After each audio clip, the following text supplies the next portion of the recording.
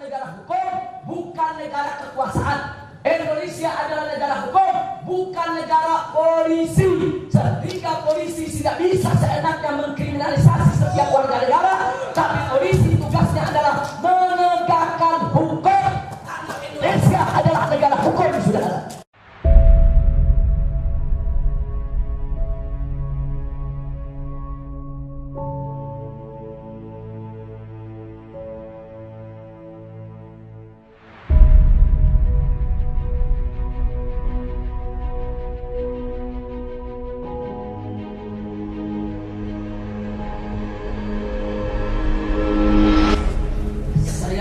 Menyampaikan di sini bahwa antara Islam dan nasionalis tidak boleh ada dikotomi. Jadi upaya dalam bentuk apapun yang mendikotomi antara Islam dan nasionalis adalah upaya adu domba antar anak bangsa. Dan yang ingin saya garis bawahi di sini dari pandangan Islam, bahwa setiap muslim diajarkan oleh agamanya untuk cinta negeri, untuk cinta negara, untuk cinta bangsa dan rakyatnya.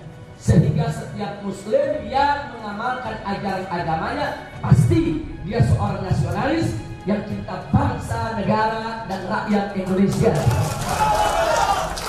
Karena itu tidak benar kalau gerakan-gerakan Islam, tokoh-tokoh Islam sebagaimana saat ini difitnahkan anti NKRI, anti Pancasila, anti Undang-Undang Dasar 1945, anti kepada Bhinneka Tunggal Ika, semua itu adalah fitnah yang harus kita lawan bersama, saudara. Bahkan gerakan-gerakan Islam sepakat, saudara, bahwa kita saat ini bukan lagi pada tataran berdebat soal dasar negara, bukan lagi berdebat soal NKRI dan Bhinneka Tunggal Ika. Bahkan saat ini kita sudah masuk ke tataran bagaimana cara kita mengembalikan peninggalan para founding father kita, Undang-Undang Dasar 1945 yang sudah dikhianati dan diobok-obok. Jadi sekali lagi, Undang-Undang Dasar 1945 sudah dikhianati, sudah diobok-obok, maka Pancasila, NKRI dan Bhinneka Tunggal Ika hanya tinggal tunggu waktu untuk diobok-obok juga oleh mereka, saudara.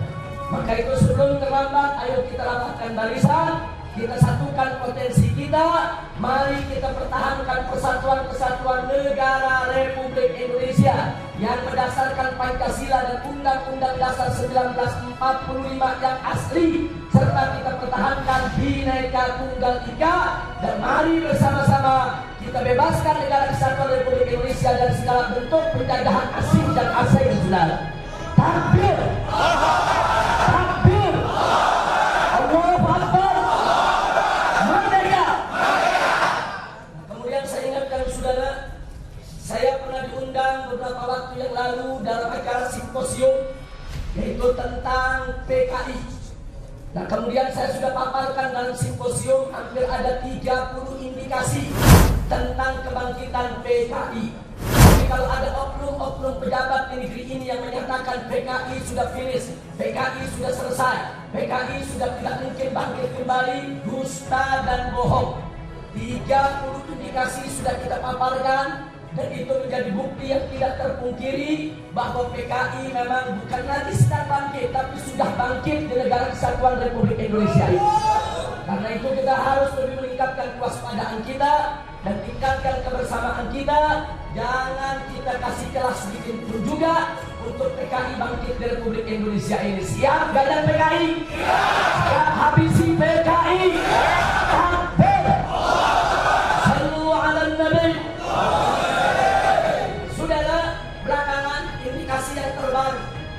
Indikasi yang terbaru tentang kebangkitan PKI itu yang saat ini saya dan kawan-kawan sedang melawan habis-habisan adalah munculnya logo milik Palu Alim yang ada di uang kertas Republik Indonesia, saudara. Walaupun Bank Indonesia mengatakan itu hanya teknologi, yaitu untuk pengamanan, justru kita kembali bertanya, kenapa teknologi pengamanan uang kertas dari pemalsuan tersebut harus muncul berlogo milik Palu Alim? Bisa upayakan dalam bentuk-bentuk yang lainnya. Nah, karena itu saudara, protes kita terhadap hal tersebut mestinya itu ditangkap oleh pemerintah dan mestinya yang positif. Tapi tidak, yang ditangkap oleh pemerintah saudara, polisi mendorong gubernur Bank Indonesia untuk melaporkan saya. Begitu Bank Indonesia tidak mau melaporkan, maka dimunculkan LSM binaan Polri untuk melaporkan saya dalam persoalan tersebut. Saya tidak akan mundur bahwa munculnya logo kalau ada Indonesia harus kita lawan bersama. Takbir! Dengan PKI. Takbir! Memang satu keprihatinan di negeri kita saat ini, saudara. Manakala intelijen digunakan untuk memata-matai para ulama dan tokoh nasionalis, mestinya intelijen itu ditingkatkan fungsinya untuk memata-matai kebangkitan PKI, bukan untuk memata-matai mereka cinta kepada bangsa dan negeri ini. Kemudian kepolisian sendiri dijadikan alat untuk mengkriminalisasi ulama, mengkriminalisasi tokoh-tokoh nasionalis, bahkan bukan lagi mengkriminalisasi, tapi menerorisasi para ulama dan memakarisasi daripada tokoh-tokoh nasional yang cinta kepada bangsa ini, saudara. Dan ini tidak boleh dibiarkan. Ini harus kita lawan. Indonesia adalah negara hukum, bukan negara kekuasaan. Indonesia adalah negara hukum, bukan negara polisi. Sehingga polisi tidak bisa seenaknya mengkriminalisasi setiap warga negara, tapi polisi tugasnya adalah menegakkan hukum. Indonesia adalah negara hukum, saudara. Maka itu saya mengajak semua yang ada di sini, ayo mari kita selamatkan NKRI kita.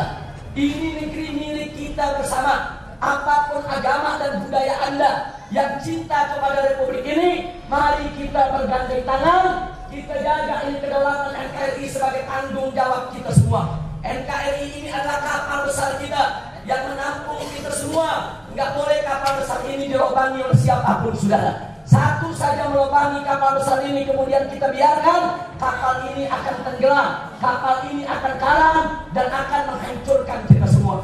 Maka itu saya mengajak semua yang ada di sini, cinta Indonesia, cinta NKRI, siap pertahankan NKRI, siap menegakkan kedaulatan NKRI. Kedaulatan NKRI di semua bidang harus kita tegakkan. Kedaulatan ekonomi, kedaulatan politik, kedaulatan hukum, kedaulatan teritorial, semua aspek kedaulatan di Republik ini harus kita tegakkan, saudara. Maka itu sekali lagi dan sekali lagi, kalau barusan sudah kita dengarkan bapak-bapak kita menyampaikan di tempat ini betapa pentingnya kita ini menggelar musyawarah kebangsaan, dialog nasional dan lain sebagainya. Saya ingatkan sekali lagi di forum ini bahwa pemerintah Republik Indonesia tidak boleh anti dialog, tidak boleh anti musyawarah. Mestinya mereka undang tokoh-tokoh nasional. Mari kita remuk untuk menyelamatkan Republik Indonesia yang kita cintai ini, saudara. Maka itu saya dukung akan disampaikan tadi oleh Bapak Tiasno maupun yang lainnya. Yang ke depan saudara akan disampaikan juga oleh Bapak, yaitu Soeharto, bahwa ke depan akan digelar, yaitu ada musyawarah kebangsaan, ada musyawarah akbar umat Islam, ada musyawarah dialog nasional untuk kita sama-sama merapatkan barisan dalam rangka untuk menyelamatkan NKRI tercinta. Siap bergandeng tangan, siap berjuang bersama, siap selamatkan NKRI. Takbir! Ingat saudara, yang pertama yang ingin saya tekankan, berdasarkan Pancasila sebagai dasar negara, satu ketuhanan yang Maha Esa, ini berarti sudah jelas bahwa Indonesia adalah negara berketuhanan, negara beragama, sehingga pemikiran pemahaman apapun yang bertentangan dengan nilai-nilai luhur ketuhanan yang Maha Esa tidak boleh ada tempat di Republik Indonesia, saudara.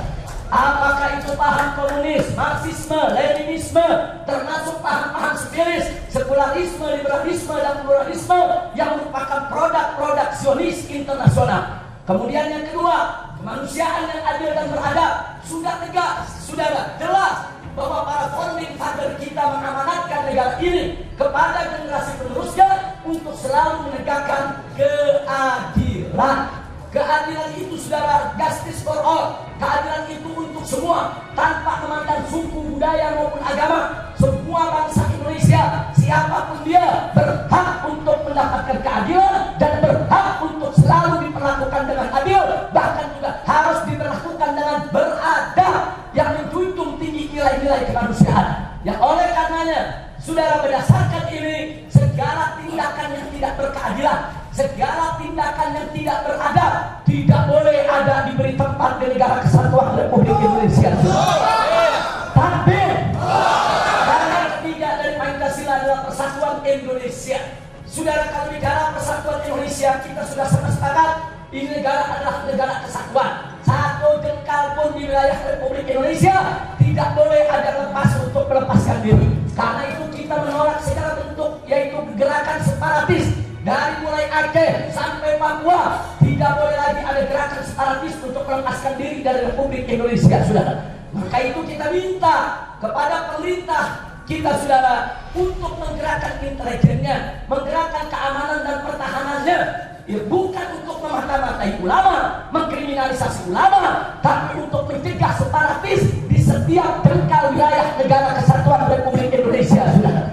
Takbir! Maka itu lepasnya Timur dari Pangkuan Ibu Pertiwi itu satu kesalahan fatal, itu satu kecelakaan yang luar biasa, dan itu tidak boleh lagi terulang di Republik Indonesia, saudara. Indonesia ini bukan negara federasi, Indonesia ini negara kesatuan, sehingga kalau ada satu wilayah yang menghendaki untuk melepaskan diri dari NKRI, nggak bisa referendumnya hanya untuk wilayah tersebut. Andai kata internasional menuntut kita untuk menggelar referendum, satu wilayah ingin lepas dari NKRI, maka setiap warga negara Indonesia dari Sabang sampai Merauke harus dilibatkan dalam referendum untuk menentukan nasib bangsa. Siap jaga NKRI? Takbir!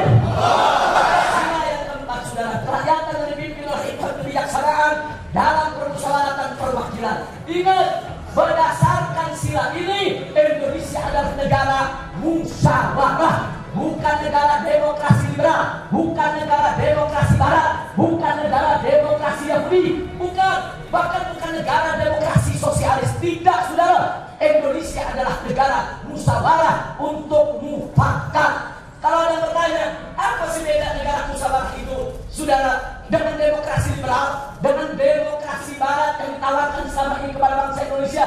Berbeda, saudara. Musyawarah itu mengumpulkan para ahlinya di setiap bidang, saudara, yang punya integritas moral, yang menguasai satu disiplin ilmu, kemudian mereka bermusyawarah untuk menentukan kebijakan-kebijakan negara. Tapi berbeda dengan demokrasi liberal. Demokrasi liberal itu prinsipnya one man one vote, satu orang satu suara. Sehingga maaf, saudara, akibatnya apa? Presiden punya hak satu suara, pelacur pun juga punya hak satu suara. Ini penghinaan kalau presiden disamakan dengan pelacur, kalau pejabat disamakan oleh orang-orang yang tidak berintegritas moral, saudara. Nggak boleh, presiden nggak boleh disamakan dengan pelacur, ulama juga nggak boleh disamakan dengan orang-orang yang tidak punya ilmu, saudara. Jadi musyawarah itu bukan setiap orang yang nggak punya ilmu, yang nggak punya integritas moral, maling-maling, bajingan, koruptor, semua diajak musyawarah. Tidak, yang diajak musyawarah itu orang-orang yang cerdas, orang-orang yang berintegritas moral. Itulah dasar kita punya negara. Maka itu sekali lagi bahwa sila keempat dalam Pancasila ini harus kita tegakkan, harus kita kembalikan, saudara. Ini akibat Undang-Undang Dasar 1945 di amandemen, diobok-obok, kita berubah menjadi demokrasi liberal. Akhirnya sila keempat ini sudah diabaikan, saudara. Ini penistaan terhadap Pancasila, bukan lagi dengan ucapan, tapi dengan tindakan, dengan fakta kenyataan. Sila keempat ditinggalkan oleh bangsa Indonesia akibat, saudara, kerakusan daripada kekuasaan yang terjadi di Republik ini pasca reformasi 1998. Yang terakhir, sila kelima, keadilan sosial bagi seluruh rakyat Indonesia. Sudah jelas, saudara, Indonesia ini negara kaya raya. Apa yang kita tidak punya di Republik ini, saudara? Maaf, saudara, ini kalau negara Arab cuma punya minyak, saudara, minyak bumi sudah kaya raya. Indonesia ini punya minyak bumi dan minyak langit. Yang mana minyak langit? Sawit itu minyak langit, saudara. Dan negara Arab nggak punya, saudara. Bukan hanya minyak bumi dan minyak langit yang kita punya, saudara. Emasnya, platinanya, tambahnya, timahnya, tembaganya, logamnya, saudara, sampai kepada uranium, bahan baku untuk membuat nuklir.